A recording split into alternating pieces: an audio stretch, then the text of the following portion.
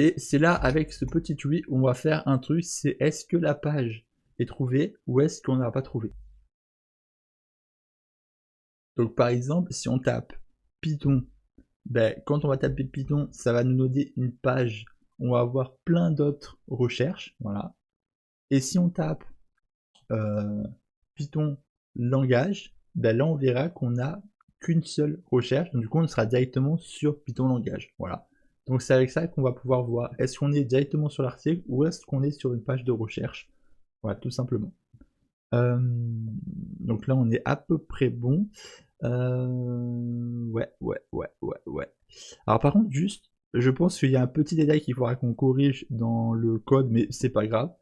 Mais du coup, voilà, on va faire déjà ceci, ensuite on va descendre, et à l'intérieur on va faire un print, voilà, tout simplement. Dans ce print, on va mettre vérification de la page, comme ceci.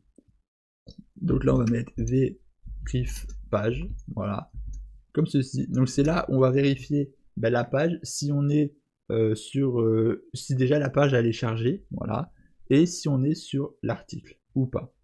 Donc c'est là où on va faire ensuite un, mince, excusez-moi, je suis allé trop haut, c'est ici, on va faire un page.wait, à nouveau, on va faire un wait from load. Alors là c'est wait from selector, tout simplement, parce que là on vient rechercher un élément, selector, comme ceci. Voilà, on vient rechercher un élément sur la page. Donc si on a, donc là c'est bien chercher le titre, excusez-moi. Alors par contre, ce que je me demande, c'est, ouais, si. Là c'est bien chercher un élément de l'article, donc du coup on est bon. Alors du coup ça, on pourrait ne pas le mettre à la rigueur. On pourrait juste faire en sorte de voir si la page est chargée. Mais on va quand même le laisser parce que pour la vidéo ça reste quand même intéressant. Et puis surtout c'est le premier truc qui nous permet de savoir si on est quand même sur une page comme ceci. Mais on aurait pu trouver une autre méthode. Mais c'est pas grave, on va rester sur cette méthode là. Donc on va vraiment copier tout ceci. Voilà, donc on fait comme ceci, H1 first 18. Donc là, ça c'est égal à ça. Hein. Donc là on avait fait appel à un input, là on fait appel à un H1.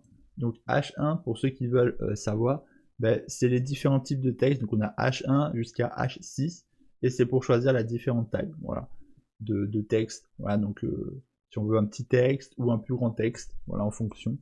Donc là, on vient faire appel du coup au H1 qui est un titre, voilà. Et on vient avec le hashtag, voilà, rechercher les idées, voilà.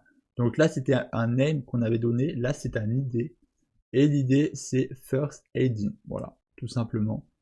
Et voilà, donc on vient chercher l'idée first ending. Et là, on met un petit timeout pour dire voilà, qu'on a 5 secondes. Alors, oui, là c'est en secondes, donc on a 5 secondes pour rechercher. Voilà, il y a 5 secondes voilà, pour pouvoir rechercher tout ceci. Voilà, tout simplement. Ensuite, on va faire le petit print string ici, je vais garder le même. Hein. Donc là, on fait print string, les parenthèses, les crochets, on fait page, rediriger directement vers l'article. Voilà. Et là, on met page titre. Voilà, page.titre, comme ici. Voilà, page.titre pour récupérer le titre de la page. Donc on fait exactement la même chose. Voilà.